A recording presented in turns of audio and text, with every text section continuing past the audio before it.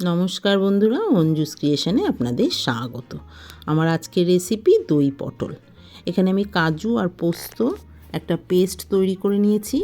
কড়াইতে সাদা তেল দিয়ে তেলটা ভালো করে গরম হলে ওর মধ্যে আলুগুলোকে ভেজে আমি তুলে নিয়েছি। এবার ওই তেলের মধ্যে পটলগুলো দিয়ে দিয়েছি। পটলটাকে একটু হলুদ আর লবণ দিয়ে আমি ভেজে নিচ্ছি। দেখুন পটলটা ভাজা হয়ে গেছে। এবার একটা বাটির মধ্যে একটু হলুদ গুঁড়ো, 1 চামচ ধনে গুঁড়ো, একটু লবণ আর কাশ্মীরি লঙ্কার গুঁড়ো নিয়ে নিয়েছি। একটু জল দিয়ে সব মশলাগুলোকে একটুখানি মিশিয়ে নিতে হবে। এবার কড়াইতে সাদা তেল দিয়ে তেলটা ভালো করে গরম হলে ওর মধ্যে আমি আদা বাটা দিয়ে দিয়েছি। আদাটা একটু নেড়ে নিয়ে সব মশলাগুলোকে আমি কড়াইতে দিয়ে দিচ্ছি। এবার ঝালের জন্য কাঁচা লঙ্কা দিয়ে দিয়েছি। দিয়ে মশলাগুলো কিছুক্ষণ কষতে হবে। এবার আমি কাজু আর পোস্তর পেস্টটা দিয়ে দিচ্ছি। দিয়ে কিছুক্ষণ কষিয়ে নিতে হবে। এবার একটা বাটির মধ্যে আমি 2 চামচ টক দই ফেটিয়ে নিয়েছিলাম, ওই টক দইটা দিয়ে দিচ্ছি।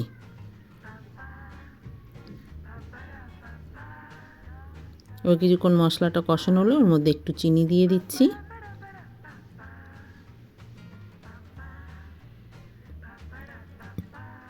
এবার ওর মধ্যে আমি ভেজে রাখা আলু আর পটলগুলোকে দিয়ে দিয়েছি। দিয়ে বেশ কিছুক্ষণ মশলাটাকে কষিয়ে নিতে হবে। দেখুন মশলা থেকে তেল ছেড়ে দিয়েছে, মশলা আমার কষানো হয়ে গেছে।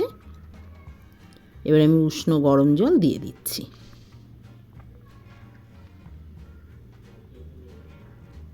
দিয়ে এবার কিছুক্ষণ ঢাকা দিয়ে রেখে দিয়েছি।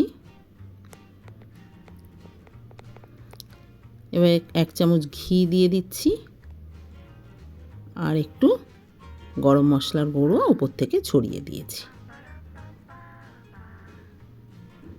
এবার দই পটল আমার তৈরি হয়ে গেছে।